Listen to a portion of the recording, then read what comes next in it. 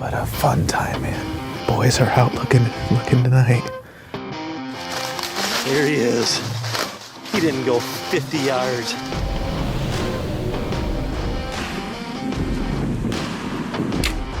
I just found him. Can you get over this?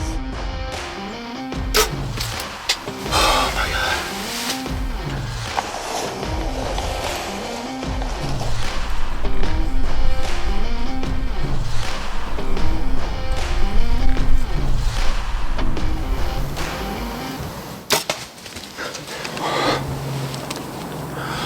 Did that seriously just happen?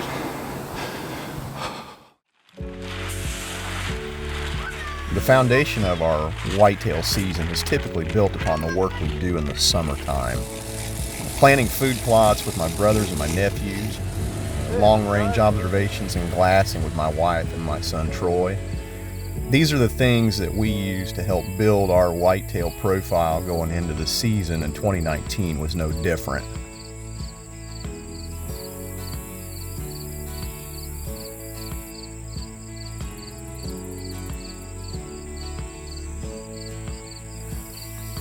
Like it is in fuego out here in this bean field on a cool evening here in July. I love it. I'm loving life right now.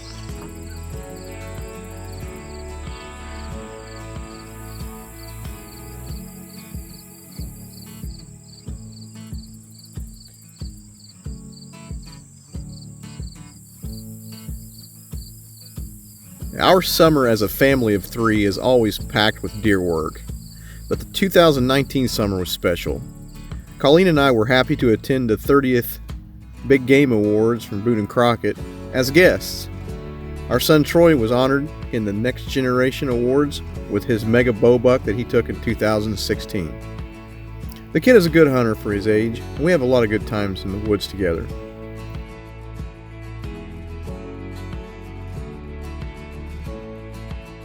I just want to congratulate every one of the youth that's going to get an award tonight. I'll tell you, those memories of that award will go a long ways. Troy Metzger, non-typical whitetail deer, 199 and 6/8.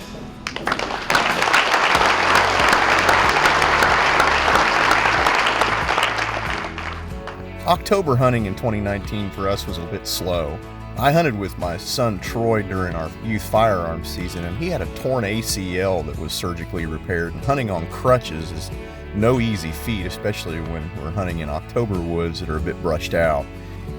With all the work we had put in the summer months, my October was pretty slow in comparison to what November was going to bring me. And come November the 3rd, the switch was flipped. Good morning, everyone. Here we are again. It's November the 3rd. Trying a little razzle dazzle this morning.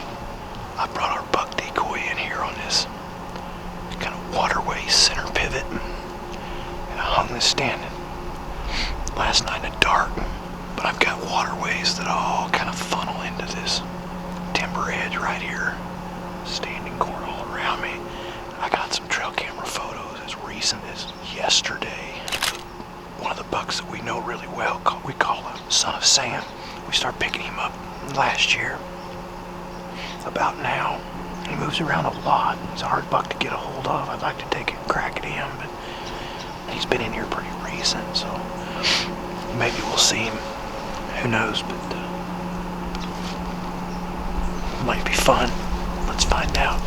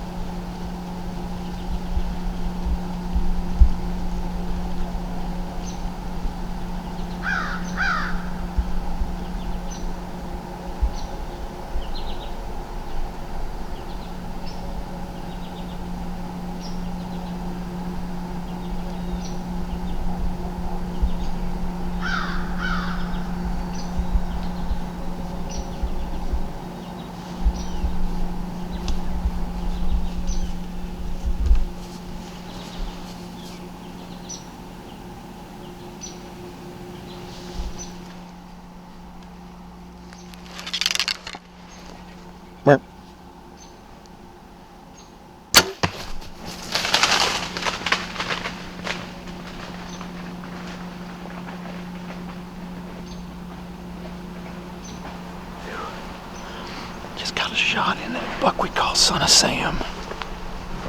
Right here around this decoy. What a deal, man.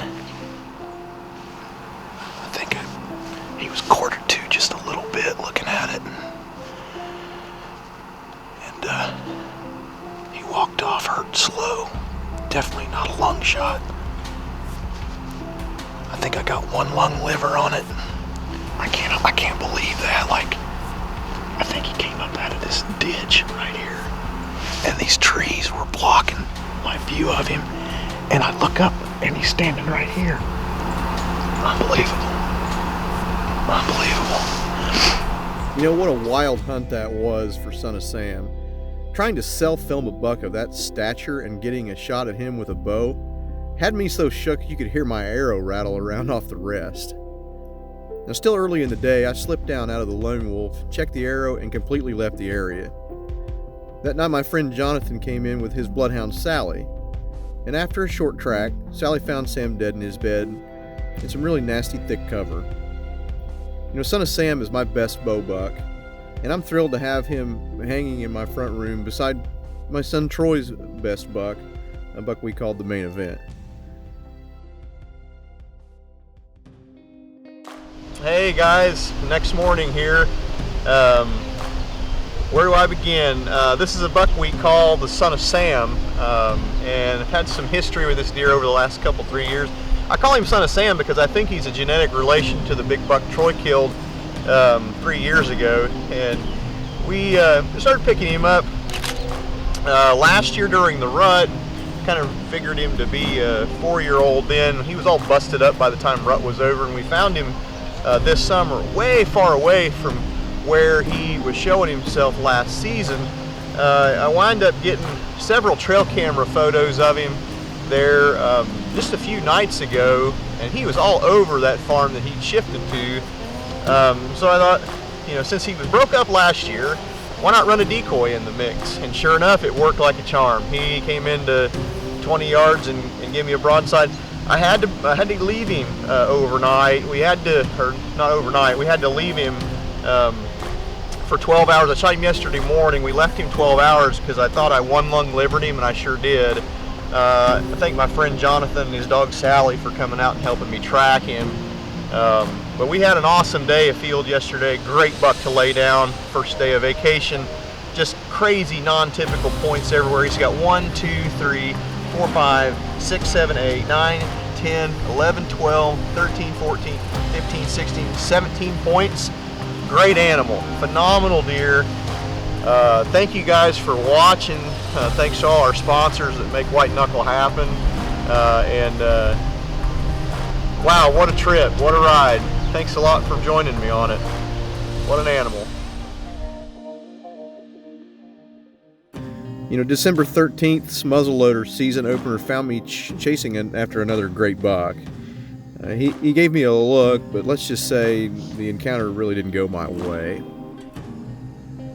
I went back in the next day, even though I didn't want to, and he almost gave me a second chance. A couple of weeks later, the same buck nearly gave me a shot with a bow, but he beat me for a third straight time. You know, you've got to tip your cap to an old buck like that. He had my number, not the other way around. I rounded out the year raiding a doe bedding area, hopeful for some table fare. Now, these does got a little closer than I'd like, but one finally gave me a chance. And a short blood trail later, my 2019 deer season was complete. Guys, we look forward to bringing you our hunts and harvests from 2020, and we appreciate you guys' viewership. Thanks for watching.